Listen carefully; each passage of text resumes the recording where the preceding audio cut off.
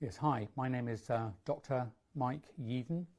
I'm a qualified life science researcher, really. I have a first degree in biochemistry and toxicology, and have a research-based PhD in respiratory pharmacology. And then I've worked for 32 years, mostly in big pharmaceutical companies, and 10 years in the biotechnology sector. So my last job in Big Pharma, I was the Vice President and Chief Scientist of Allergy and Respiratory Research. I left Pfizer in 2011, and then after that I founded, grew and sold a biotech company called Ziarco to Novartis. That was 2017, and so before that and afterwards an independent advisor to over 30 startup biotechnology companies. So you would expect from that I am pro new medicines of all kind. Our goals always were to address unmet medical need and to do so with acceptable safety given the medical context. And I'm in favour of all modes of new medical treatments, whether they're biologicals or vaccines, small molecules, creams, sprays, ointment, whatever. But I'm fervently against unsafe medicines or medicines used in an inappropriate context. And so some of the things I'm going to say are not favourable to the current crop of gene-based vaccines, and it's for that reason that they're being inappropriately used, and I don't think they have a sufficient safety profile to be used as a sort of wide spectrum public health prophylactic. As a result of that background in pharmaceutical industry and biotechnology, I am pro new medical entities that treat unmet need and do so safely, and that's true whether the entity is a vaccine or a biological like an antibody, or if it's what I would call a small molecule therapeutic, a pill or a tablet.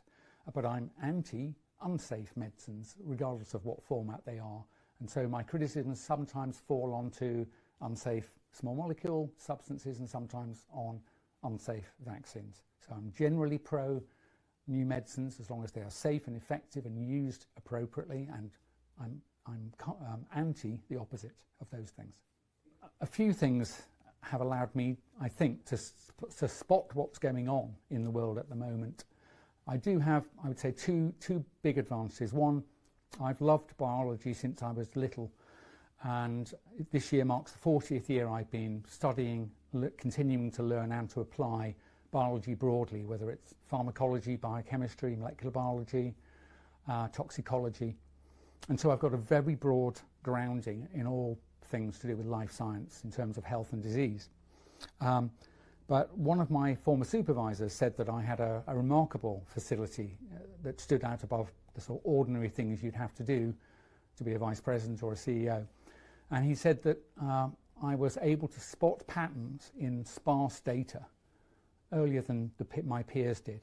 So when there was not enough data for most people to judge what was going on, I would often be able to see it. I could see a pattern forming when there wasn't quite enough information, and really I guess I was running a lot of simulations in my head and trying to work out what could these small bits of information mean, rather than waiting for more data. It's my word, I think I know what's happening here. And that would sometimes be applied to, say, target selection in industry, or how we should prosecute a program, or what the competition was doing.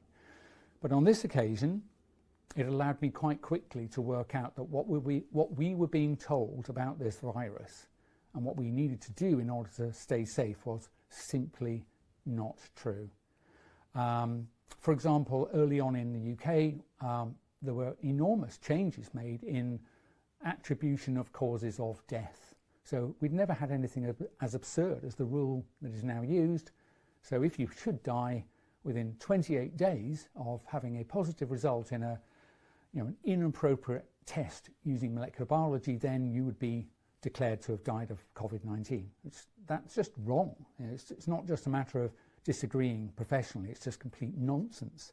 And we can certainly talk about the unreliability, untrustworthy nature of PCR testing, but also things like lockdown. I mean, just the whole phrase of it, the fact that it was completely unprecedented, and that we basically were to minimize contact one with another, and that was going to save us. I knew quite early on that that was rubbish, and the reason is simple, that only people who are ill and have symptoms are really strong infectious risks to other people, and those people are not people who are walking around in the community, because if you're full of virus and symptomatic, you are also ill.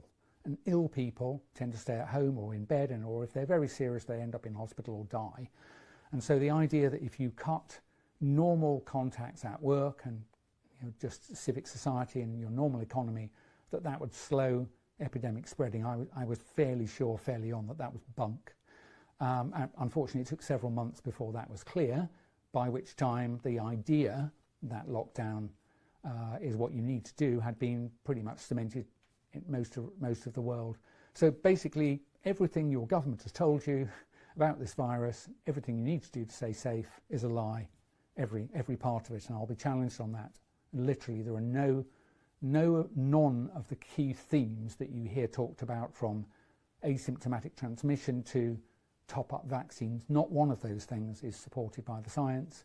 Every piece is a cleverly chosen adjacency to something that probably is true but is itself a lie, and has led people to where I believe we are right now. And I don't normally use phrases like this, but I think we are standing at the very gates of hell.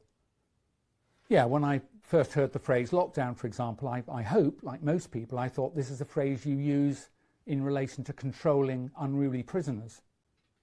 It's a control measure. And I think pretty much all that has happened since is to do with control. This myth of asymptomatic transmission, which is simply not true, as I mentioned earlier. In order to transmit a virus to be a good, efficient source of infection, you have to have a lot of virus. And if you have a lot of virus and the virus is attacking you and you are fighting back, that process produces symptoms inevitably. It's not just occasionally, it must always happen. And so all people who are very good sources of infection are ill.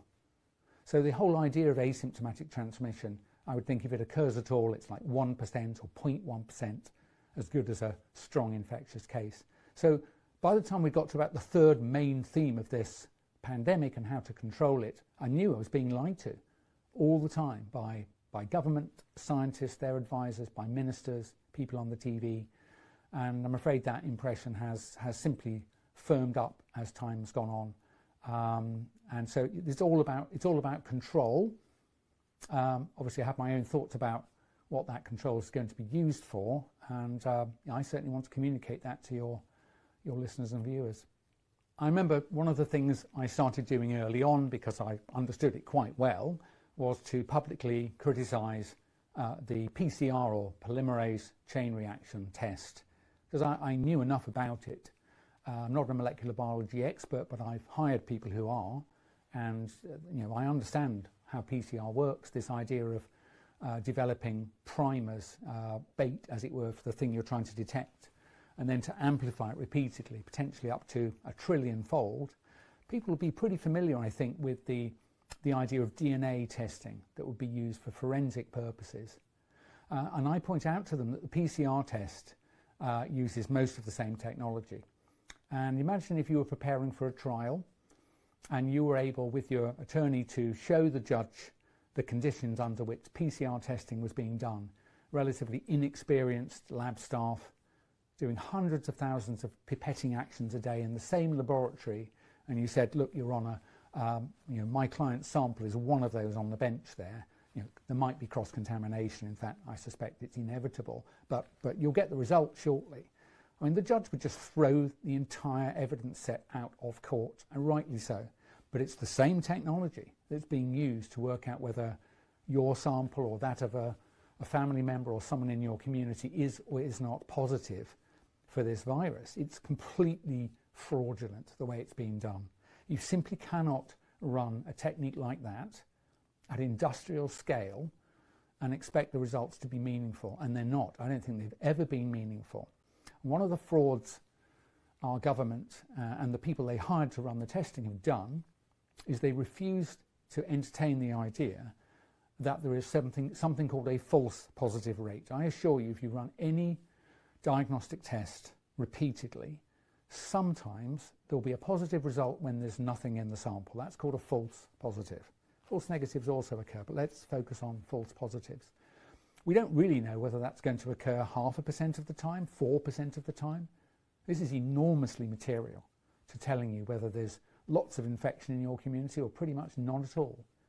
But you will find nowhere in the world has anyone measured and released often this what's called operational false positive rate. You should disregard all announcements about case rates in your community because they're completely fraudulent. You cannot run a medical diagnostic test without those checks being run in situ every time. And so I argued repeatedly, and what I was finding I was getting was censorship, insults, I mean really quite unpleasant stuff on things like Twitter. People would be assigned to come and write up insulting and bad and hateful things about you. There was no way people were willing to engage scientifically, and I'll tell you what that did. Very quickly, it caused less confident and less angry people to stop commenting. And I think that was the point of it. So as time went on, I found when I talked to fellow scientists, often retired scientists or academics, people I grew up with who are now hold chairs in immunology, they would agree with me privately that PCR testing as it was being done was completely nonsense and fraudulent, that the attribution of deaths in the way we've done it is completely stupid. Lockdown clearly was irrational and probably killing lots of people. But the difference was they were not willing to say anything in public because they said it's been intimated that the authorities in the university don't want us to challenge the government narrative or that of its advisors, so we're not. And that's what happened. We ended up with people looking the other way. And the more they looked the other way, the fewer people there were like me. And so eventually I became noteworthy for that bloke that keeps saying things, that scientist that keeps challenging. Then it was quite easy for them to write smear stories about me, call me an anti-vaxxer, suggest I'd lost my mind or gone off the rails because, if you're a viewer, you don't have to listen to me if I'm any of those things. But I assure you I'm none of those things. And the reason I'm commenting is because I believe it's not just my life, but more importantly, that of my children and grandchildren that is being stolen from us by a systematic process of fear and control that's going to culminate in, I think, some very horrible times. And I'm desperate to wake you up. So when your government lies to you once or twice, we're probably quite used to politicians occasionally telling white lies, and we kind of let them. But when they lie to you about something technical, something that you can check, and they do so repeatedly over months, and they do it over many, many elements of the same event, please, you've got to believe me. They're not telling the truth. And if they're not telling the truth, that means there's something else afoot. And I'm here today to tell you that there is something very, very bad happening. And if you don't pay attention, you will soon lose any chance to do anything about it. And don't say you weren't warned, because I've been warning people as long as I can and as hard as I can, that you can still, right now, take your normal society back. You can take it back tomorrow. You don't need masks, they don't work. Forget lockdowns, they never slowed transmission, which took place mostly in institutions like hospitals and care homes.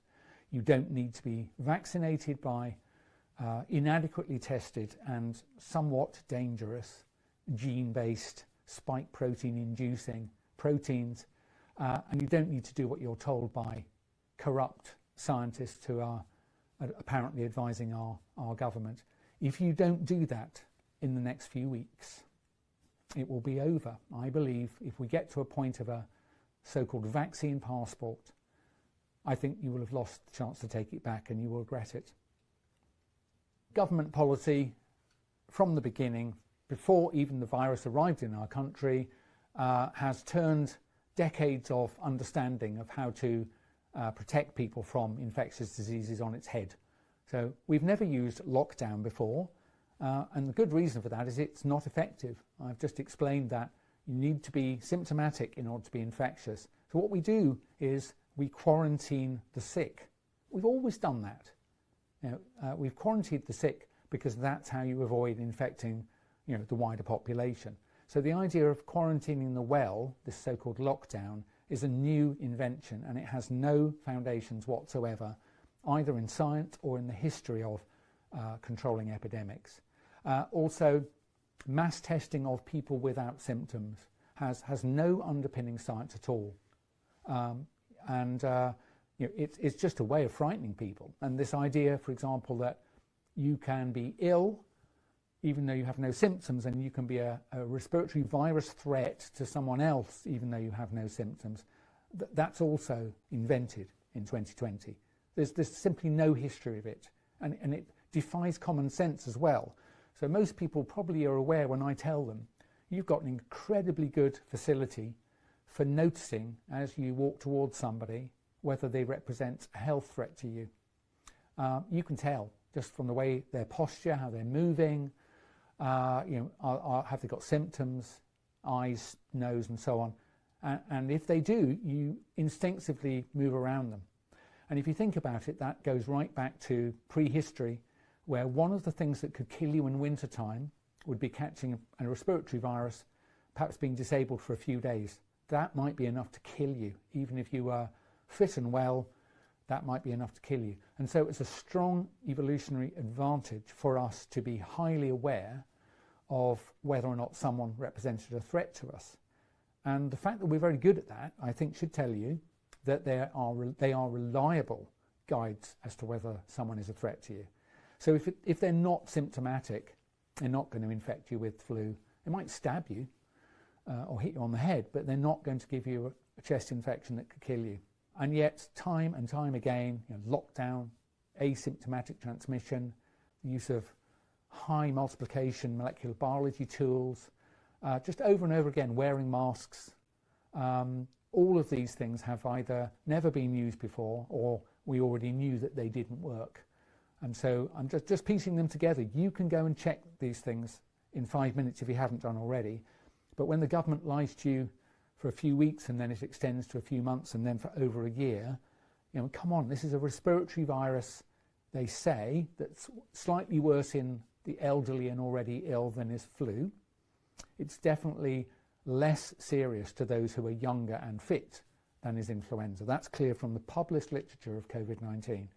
So why is it you're still hiding from a threat to your health as a working age population? It's less of a threat to you than influenza, and you're still being told to run away and hide after, 15 months or 14 months, something like that. You must know that this is completely inappropriate. And something else is happening. But the point is, I am a scientist. I'm not any good at what I'm doing right now.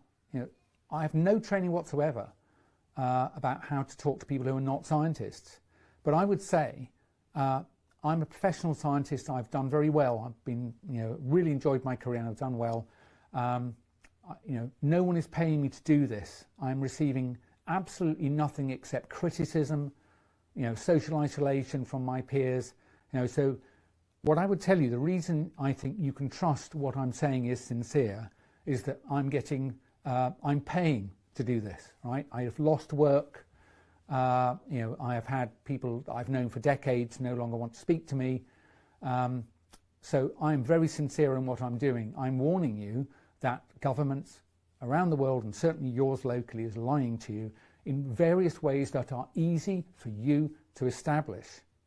If you choose not to do that, there's nothing someone like me can do about it, okay? You've been subject to propaganda and lies by people who are very well trained in how they do that, and I'm a complete amateur. So I'm simply telling you that if you want to check any one of the things I have said, you will find it to be true. And I would point out to you that if you find one thing your government has said which is clearly not true, I ask you this: why would you believe anything else they've told you?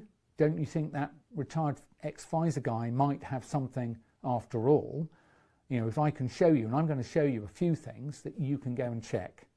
And if I'm right, and I am, then I beg of you to no longer assume what you're being told is true. That's the best I can do for you. I can't overwhelm, I can't sweep away a year of highly accurately done propaganda by people who are lying to you. But all I can do is point out that they're lying to you, and we will go through a number of examples, and it's really, in the end, it's up to you.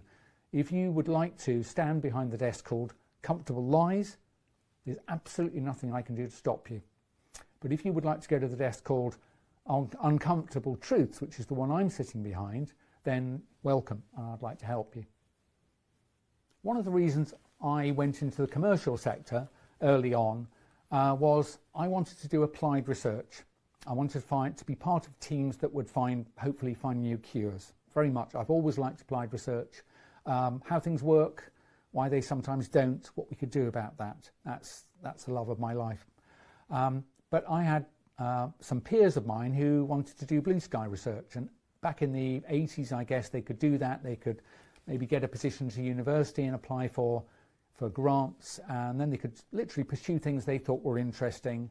And if they made good progress, that would often attract more funding. So they were driving the research. The pharmaceutical industry now, as much as it ever was, still wants to pursue applied research. So some of the methods have changed, but the objective is pretty much as it was when I joined it in the 80s. But my academic friends report things are very different for them in universities. These days, the major funding bodies are still governments, but they tend to decide sort of directional themes, often agreed internationally. And basically, if your research falls into one of those themes, you might get funded, and if it doesn't, you literally will be starved out. Because the only other source of funding are large private institutions. So in Britain, for example, biggest one is the Medical Research Council, which is basically public money. And the next one is the Wellcome Trust, which is a very large endowment and is used to drive research that's of interest to its management. And so, basically over time and more recently, academic researchers pretty much have to toe the line. So if there are certain thematic areas that are being pursued by private funding or endowments and scholarships and so on that comes from private foundations, those are the areas you have to work in. And it becomes quite difficult. Independent research is not only not supported, it's often not tolerated. And that I think it has made them very easily persuaded, should we say, over the last year to do what they are told. And most importantly, and I've spotted this many times, they won't contest the COVID narrative. So over the last 3 months, I've spoken to 8 professors at UK universities whose discipline includes immunology, and I've discussed with them what I'm going to tell you about virus variants, and they've all agreed with my interpretation. None of them will say anything. And it's because I won't get a grant from the Wellcome Trust or the Medical Research Council as suggested. I won't get grants if I speak about this stuff. So I want you to know that the academics in your country are easily pushed around, frankly, by both politicians and people with lots of money. Then in summary, the main change I've noticed over the last probably 40 years really is that university research has moved away from being directed mostly by the head of a department and individual researchers, and to be now much more directed from the centre, from governments and from those that provide most of the grant funding. And it's to be regretted, I think. There are obviously some advantages. It means that the resources of a country do get focused in certain areas, and who's to say that they're not the right ones. But I think the key thing to note is that the academics are no longer independent. So if you expect a university professor to be knowledgeable, yeah, they probably are, but if you expect them to be honest and independent, then you're naive, because they've got to pay attention to where they're, who's buttering the bread, who's providing their funding, and they're not able to be independent anymore. Probably the only people you're going to find truly independent are former biotechnology CEOs, people like me. So I'm not a member of any club, nobody pays me, and maybe some retired academics. Most of them still won't speak out because they still have connections to their old departments. They might have an emeritus position. So there are very, very few truly independent people, and the rest are subject to the influences you would expect if money comes from a very small number of sources, and it's quite different from a few decades ago. So one of the really seriously and upsettingly misleading kind of themes that you hear very often is the implication, perhaps even the statement, that what gives you immunity to something, some infectious disease, is whether you've got antibodies to that thing. And I think they have done that because most people think that antibodies are what confers immunity. And certainly antibodies are quite important against certain infections, certainly bacterial infections. If you don't have antibodies, it can be very difficult. But that's not the only part of your immunity. And importantly, the immunity to viruses doesn't really rely on antibodies at all. And I'll just explain why that is. Viruses are really tiny things, really tiny. And their business is to get as quickly as they can inside your cells. So they bind to a receptor on the surface and inject themselves into your cell. They're inside. Antibodies are big molecules and they're generally outside your cells. So just think about that for a moment. Antibodies and viruses are in separate compartments. The virus is inside the cell, the antibodies are outside the cell. So I'm not saying antibodies have no role, but they're really not very important, and this has been proven. There are some people in whom a natural experiment has occurred, they have a defect and actually don't make antibodies, but they're able to fight off COVID-19, the virus SARS-CoV-2, quite well. And the way they do that is they have what's called T-cell immunity, cellular immunity, and there are cells that are trained, as it were, to detect virus-infected cells and to kill those cells. And that's how you defend yourself against a virus. So all of these mentions of antibody levels, it's just bunk. It is not a good measure of whether or not you're immune. It does give the idea that it does give evidence that you've been infected, but their persistence is not important to whether you've got immunity. And so I feel I've noticed the emphasis on antibodies, I think, is really a psychological operation to convince you, a member of the public, that you do know that it's antibodies that confer immunity, and so when they fall away, well, you must be losing immunity. I'm sorry, it's not true. There are multiple arms of your immune system, and what's almost never talked about is T-cell or cellular immunity. It's not a new thing either. We've known this for decades. So it's not like, maybe there's something about T-cells. You know, it's being implied that T-cells are a kind of recently come on the scene, and maybe there are questions about how important it is. Absolute rot. We've known about T-cells for decades. They were clearly in my undergraduate textbooks, and we've known about their importance in defending you against respiratory viruses since probably the 1970s, certainly the 1980s. So don't believe anything where people suggest to you that their role is uncertain. That's just bullshit. We've known for a very long time that they're absolutely central, and I would like to explain why the virus variant story is just yet another lie, and it involves T-cells.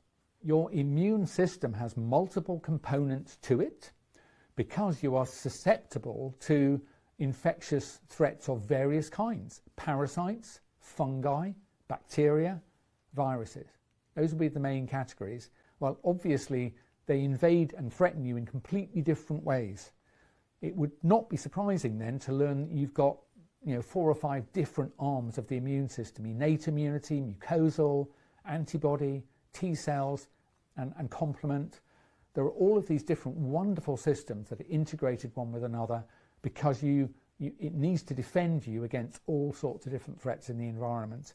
And what I'm telling you is that the emphasis on antibodies in respect of respiratory viral infections is wrong, and you can establish that quite easily by doing some searching. And therefore, once you've established that for yourself, then you'll probably realise, well, why do they keep telling us about antibodies when they're probably not very important at all? And why aren't they talking about T-cells that are well established to be that which maintains the defence of your tissues? When this virus was first being talked about, before it kind of landed in each of our countries, I think we were given exaggerated suggestions of exaggerated risks. Early on, people were talking about maybe 3% of people who were infected would die, which is truly awful. Something like influenza, it's normally thought to be about 0.1%, 1 in 1,000.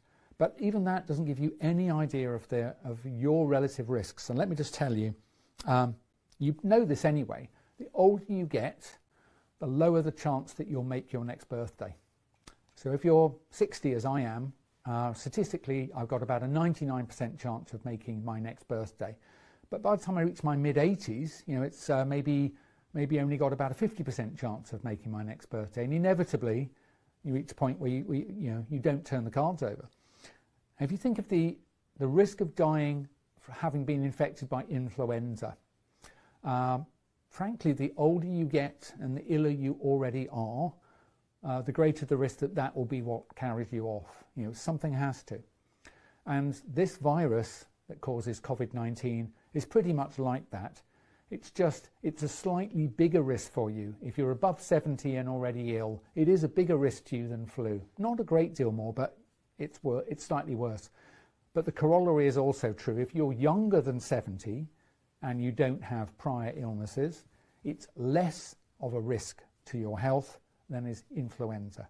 So it's just absurd that you should be happy or willing to let your economy and civil society be smashed for something which represents for almost everyone working a lower risk than influenza. But that's true.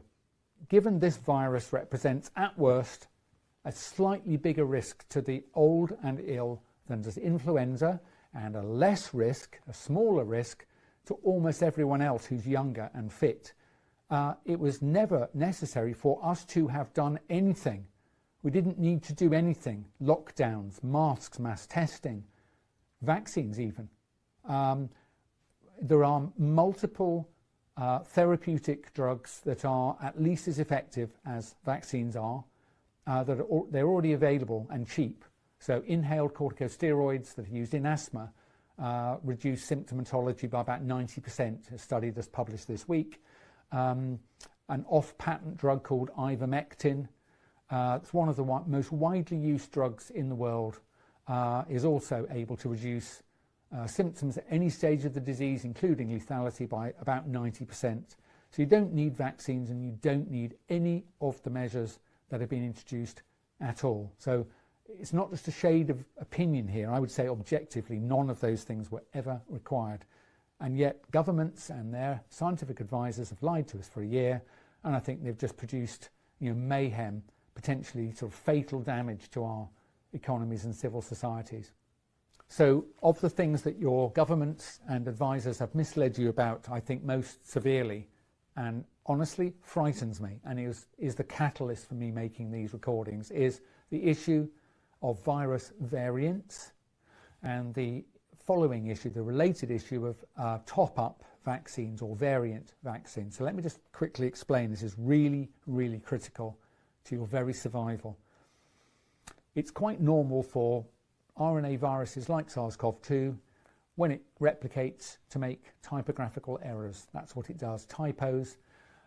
It's got a very good error detection, error correction system, so it doesn't make too many typos, but it does make some. And those are called variants.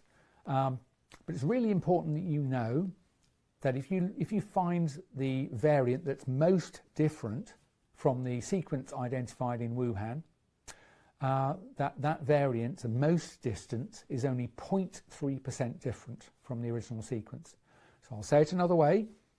If you find the most different variant, it's 99.7% identical to the original one.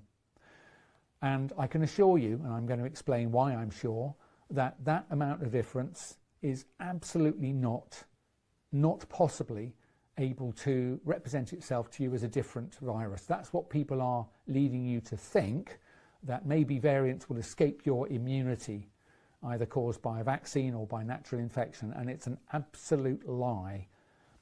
So why do I know that?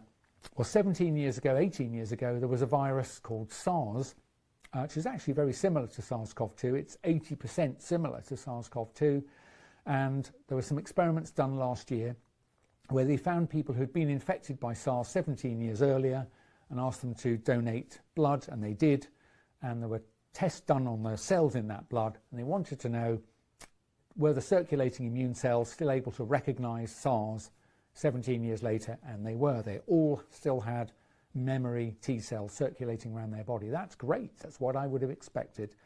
They also did a really important experiment. They showed those same people's T cells the new virus, SARS-CoV-2. And unsurprisingly to me, they recognized that new virus. And that's because the new virus is 80% similar to the old one, 20% difference. So just to say again, a 20% difference was not enough to kid these people's immune system that it was a new virus. They easily recognized it as a sibling, a brother, a cousin of something they'd conquered already. So when your government scientists tell you that a variant that's 0.3% different from SARS could masquerade as a new virus and be a threat to your health, you should know, and I'm telling you, they are lying. If they're lying, and they are, why is the pharmaceutical industry making top-up vaccines? They are making them. You should be terrified at this point, as I am, because there's absolutely no possible justification for their manufacture. But they're being made, and the world's medicines regulators have said, because they're quite similar to the original vaccines, the ones that are being given now, we won't be asking them to do any clinical safety studies.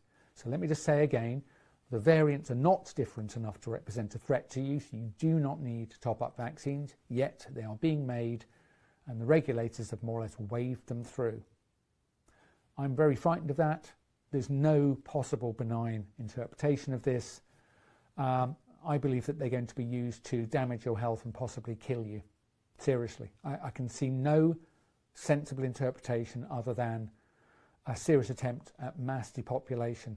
This will provide the tools to do it and plausible deniability, because they'll create another story about some sort of biological threat, and you'll line up and get your top-up vaccines, and a few months or a year or so later you'll die of some peculiar explicable syndrome, and they won't be able to associate it with the top-up vaccines. But that's my belief, that they're lying to you about variants so they can make damaging top-up vaccines that you don't need at all, and I think they'll be used for malign purposes. And if you don't wake up, that's what's going to happen, I think, during next year.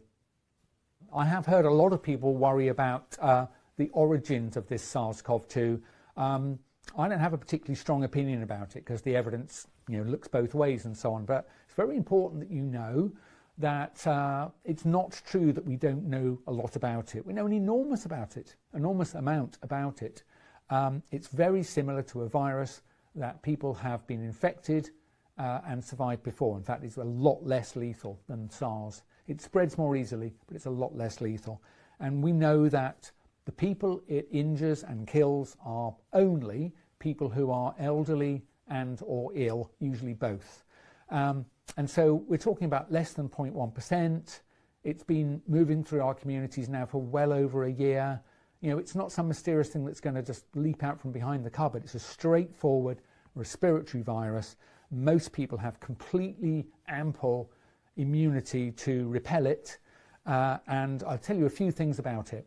Once you've been infected, you're immune. There's no uncertainty about it. It's been studied hundreds of times now. Lots of literature has been published. So once you've been infected, often you'll have no symptoms. You are now immune, probably for decades. That would be my default expectation, for decades. It's simply not true that the variants that it throws off as it replicates are sufficiently different from each other to represent any threat at all. It's not even unlikely, it's impossible, based on the thousands and thousands of variants that have been formed. They're all very, very similar to the original. In fact, I joke about them and call them samients, because they're so similar you might as well see them as the same. So you've been infected, you'll mostly survive unless you're very close to death anyway. You're then immune probably for decades, possibly for life. It's not true that the variants represent any kind of threat. It's not true that you need a top-up vaccine. Most of you don't need a vaccine at all. Most of you would be well advised to stay away from experimental vaccines, unfortunately, that do come with a blood clot risk. Why would you take a risk with your health for something that's not a threat to you? So I'm particularly troubled at the moment by the repeated mention in the media and by all sorts of people of so-called vaccine passports. Now, the only reason we've ever had passports for immunisations, prove you've been immunised against certain diseases, are those when the disease is extremely lethal, something like yellow fever, and when you might otherwise bring back to a community that has no immunity whatsoever a really dangerous pathogen. So if you want to go to certain parts of the world where yellow fever is present, you need to be vaccinated, one, to protect you from a disease that might kill you, and two, to make sure you don't bring it home to people in a community where there's no yellow fever, and so of course there's no immunity to it. You might have a little card that says you were immunised once for life for yellow fever. That doesn't tell you you need a passport against a common and garden respiratory virus. Let me just explain why. If you're an elderly and vulnerable person, you've chosen to be vaccinated, you are now protected against that virus.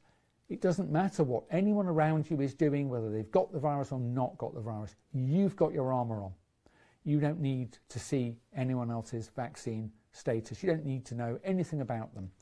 If you're a younger and fit person, you've looked at the literature and decided rightly you don't need to take a vaccine because you've got perfectly good immunity of your own, you too don't care what the immune status of anybody around you is. So you don't need to know vaccine passport status.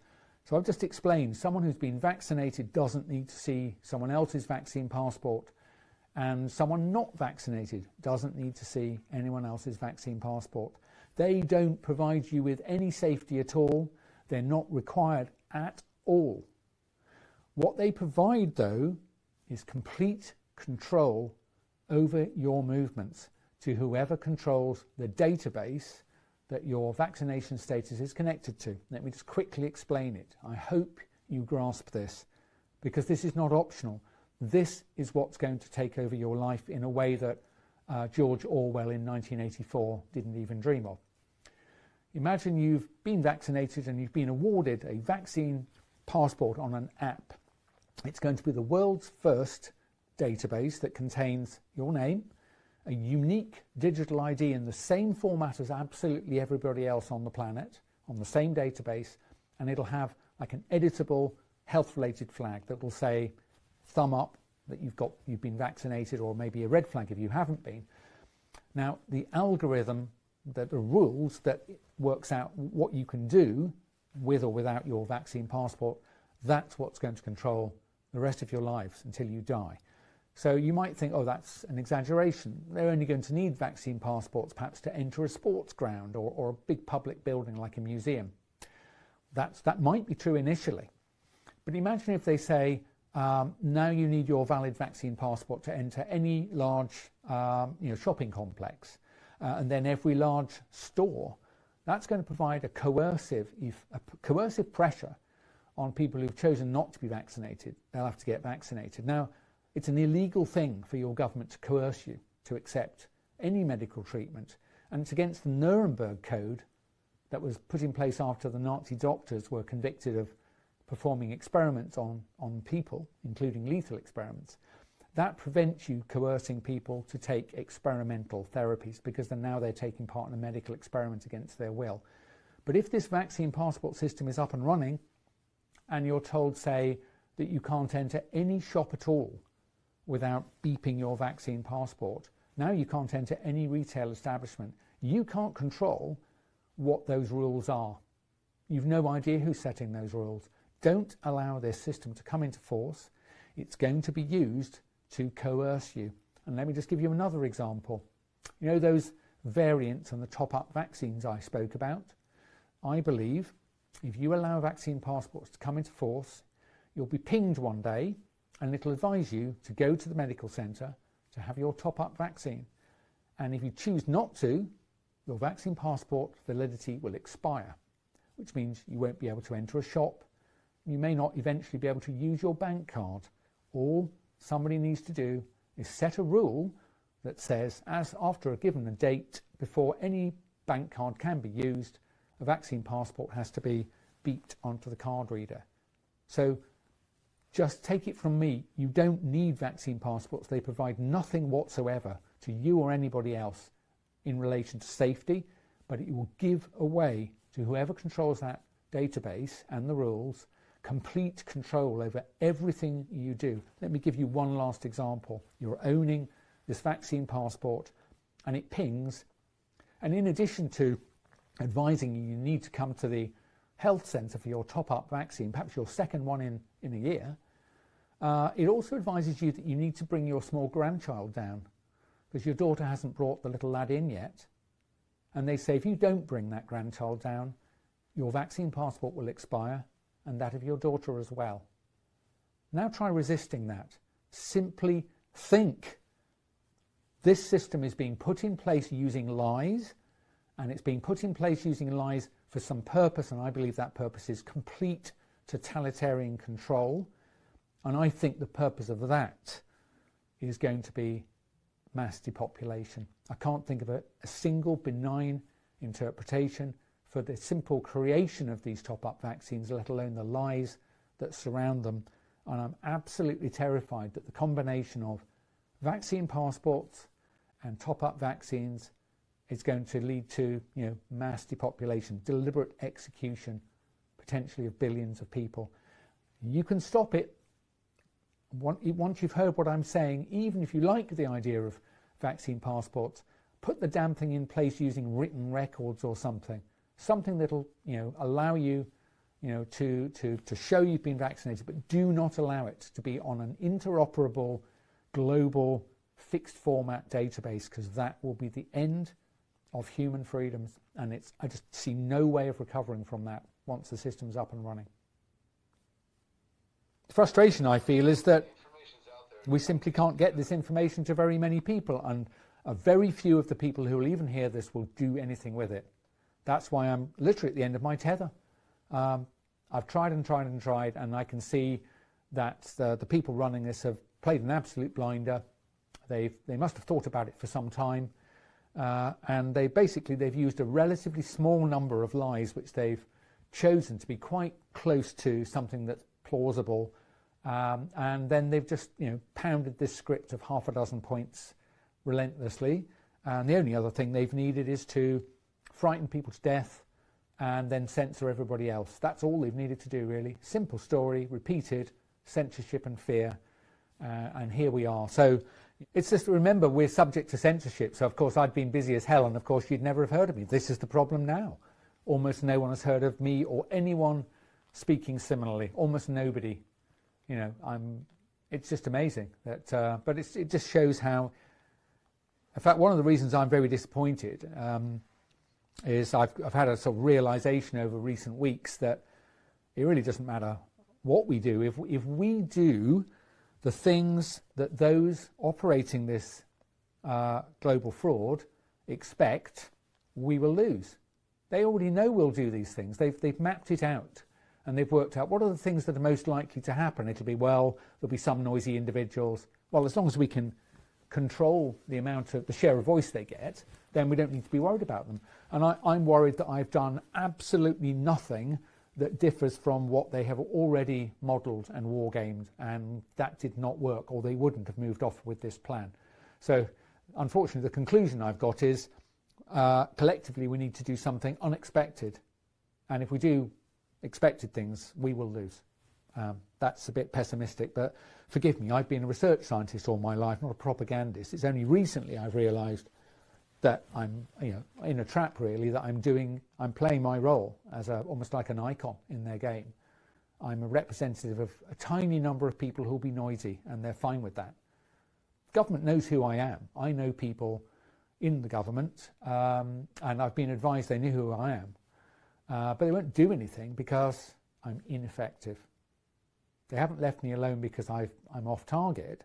They've left me alone because they know I can't reach anybody.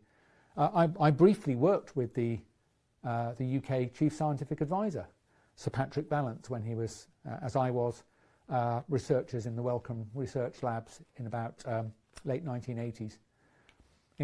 I know who he is, he knows who I am, but they leave me alone because I'm ineffective. If I become effective, that would be different. But I think they're not worried because they have complete control of the mass media, TV, radio, newspapers, internet.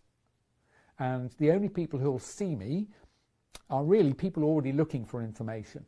So I doubt I'll convert very many people, because people who need to be converted are not looking. They're looking at main media, and that message is completely controlled and hermetically sealed. So if we carry on doing the same things, we're just playing out our expected role in a simulation that whoever's running this has already thought about. So I don't want to worry you, but it's probably true, isn't it? My hope is that, for example, I think the United States, God bless its federal system, you've shown diversity. Some states have done different things from others. And so I think it's quite useful, because the people, not just in the US, but outside it, can see that it actually hasn't made any difference. You know, if you're South Dakota or Florida or California, it's all pretty much turned out to be the same.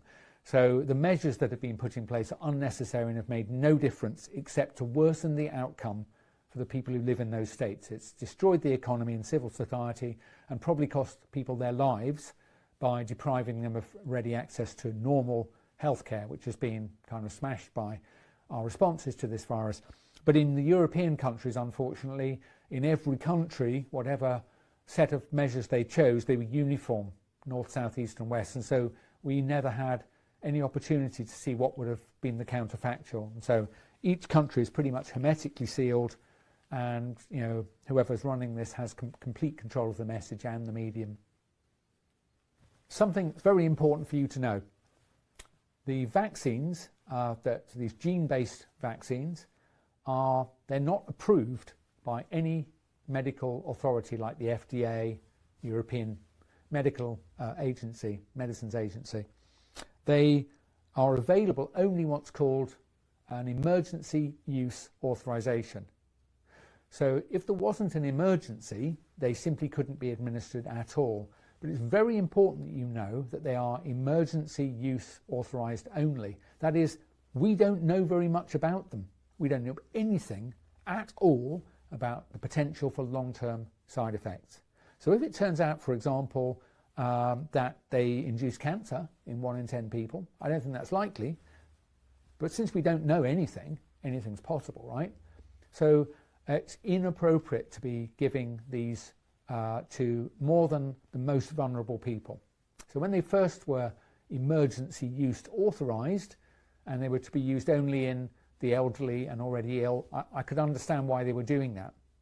But when in the UK the government said, now we've got the list of everybody else all the way down to the age of 18, that we want all of them to be offered the vaccine, and it's clearly more than an offer, and now they're even running studies in children who don't suffer from COVID-19. Not a single child in the UK who was well has caught this virus and died, not one. But there are 10 million children under the age of 10 who I'm confident they're going to be wanting to vaccinate. Now, this is completely wrong. You know, there's simply no basis for doing this. It will result in injury and death of some people. Every medicine has some side effects, so you would never use it on scale unless the people receiving it were at risk of the illness, and they're not. So you will notice, if you ask some friends who've been vaccinated, ask them, were they informed in writing that these are experimental medicines that have not yet been approved? If you weren't, you were administered an experimental agent without your consent. That is contrary to the Nuremberg Code, a code put in place after World War II, recognising the foul human experiments performed by Nazi doctors. The Nazi doctors, by the way, were pretty much all hanged for their crimes against humanity. And I'm sorry to say that NHS doctors who are administering these agents to people who are not at risk from the virus and are not telling them that they're experimental are also breaching the Nuremberg Code, and I believe they're doing it knowingly. And I think there should be a Nuremberg 2, and I think those physicians should be tried on those charges and appropriate sentences handed down. So if you're one of those physicians, I hope to be around to see you in the court. This is certainly a time for people who know or suspect that what is being said to you by our politicians and scientific advisors is wrong. It's time to stand up and say, no, withdraw your consent. there's something awful happening. You know it. Those people of you who are listening to me, that you've suspected for some time that this isn't right, don't look away. Don't look away. It's time now to find other people like you who are not quite sure but really suspicious. Find somebody else and talk to them. Because if you find someone else who thinks, God, I'm glad you said that because I've thought this is lies as well, then the two of you can go and find a third person. And just once you've woken up and realised you're being lied to, it's very, very frightening. You don't have to do anything with that at first, except don't forget that realisation. Find someone else who also feels the same. Don't be afraid to be a little bit wrong. The people around you don't know any better, do they? If they're experts, well, they're probably not going to be, then they would be able to tell you what I'm saying is true. And if they're, like you, suspicious but they're not really experts, then they're not really going to be able to tell you you're wrong. So if you think something's wrong, you're